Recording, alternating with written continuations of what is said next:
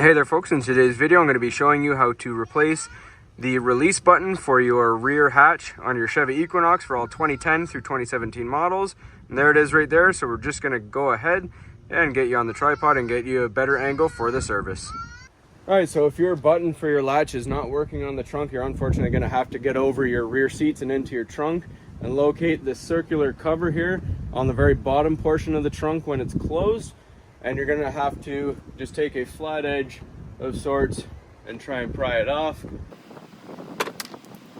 Now I'm just going to use this bungee cord here. I'm going to put it in the locking mechanism just to simulate the lock so you can see when it detaches. And you reach inside. If you look, you'll see a little silver piece. And then you're just going to push just like that. And then that will release it. All right, so I apologize for the angle here. However, if you look right where the flash is hitting that little shiny piece in the middle there, that is the mechanism. You just put it on the bottom of it that you see right here on the screen and you push against it and it'll unlock. All right, so first thing you want to do is open up your trunk, and on the handle where you pull it down here, there's this little cover. You're just going to use a panel popper like this one and pop it off. Nice and easy. And then there's a single screw in here. This is a Torx T27 bit. You're just going to remove that.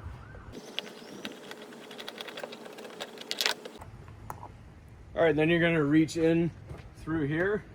Just be careful not to scratch your paint. If there's a section you can pull down. This has been removed once, so it's a little easier. Any parts that are difficult to remove, just use your panel popper. And again, I don't need to because I took it off once already. All right, so I'm just going to give you a close-up of the bolts that we're going to be removing here, and then I'm going to set you down on the tripod to do the service. So right inside this slot, there's one right there. And then if you move over, there is one right there. Another one. Third one right there, and then your fourth and last one is right there. So a quick note to make, you may need a couple extensions to reach into this, and then you just simply remove them.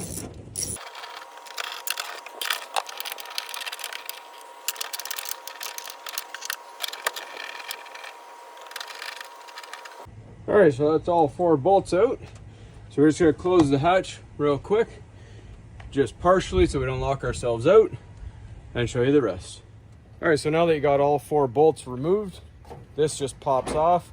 If it's the first time coming off, these retainer clips might need to be pushed out from the other side. You can also tap these studs out from the back and it should ease it out a little bit. All right, so disregard these red clips here and these extra wires. That's just a tag light. I have a custom modification for our emblem here. Other than that, your setup should be the same. So this is your latch right here. These 2 blue wires and this black tube go all the way down here. So we're just going to disconnect this. Take your red pin here, pull it down like that, pinch this off, and it comes out nicely like that. Now just be careful with this wire here because this does involve the rear view backup camera. So we're just going to try and muscle it out without breaking anything. Actually, it might be easier if you just push that rear view camera to the back a little bit and then take your wires here, pull them forward out of their clip here.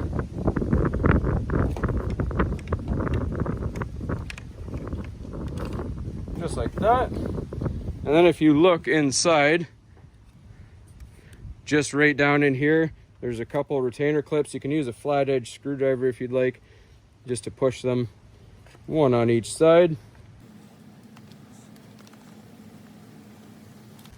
And your button will pop out.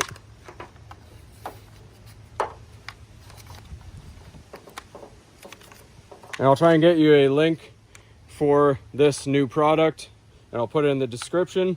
So you're just going to put your new one back in the same way you took your old one out, and it clips into place. And then you can tuck your wire in. You don't have to push it all the way in.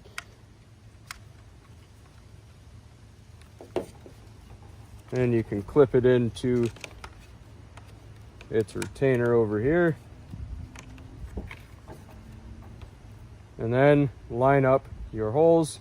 This only goes one way, so don't force it. Nice and easy. Push your red lock pin there, and now I'll show you how to get it all back together. All right, before we get everything back together, I like to clean down this area here, get some rubbing alcohol, spray it on nice and liberally.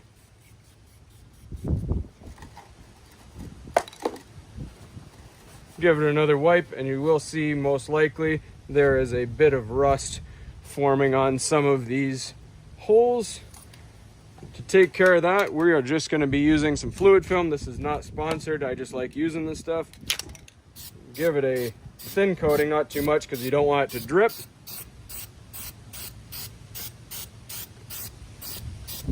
Just like that.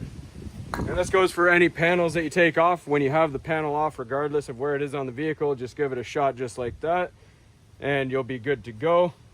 It'll help hold the rust at bay for just a little bit longer.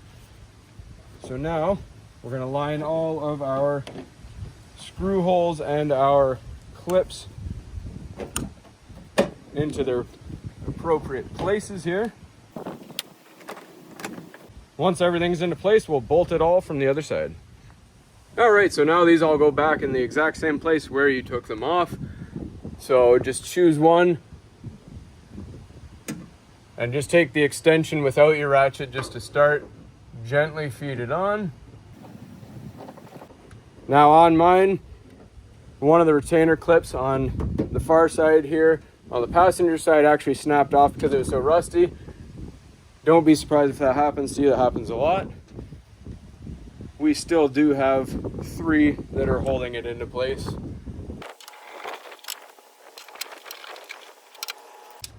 Then you put your ratchet on and tighten it down. Just go snug. You don't have to go super tight. You just want it snug enough so it's not rattling around, but you don't want to break anything off. All right, folks, so now you're just going to line up all those plastic pieces on the panel that I showed you in all their holes and pop them together and put the screw in.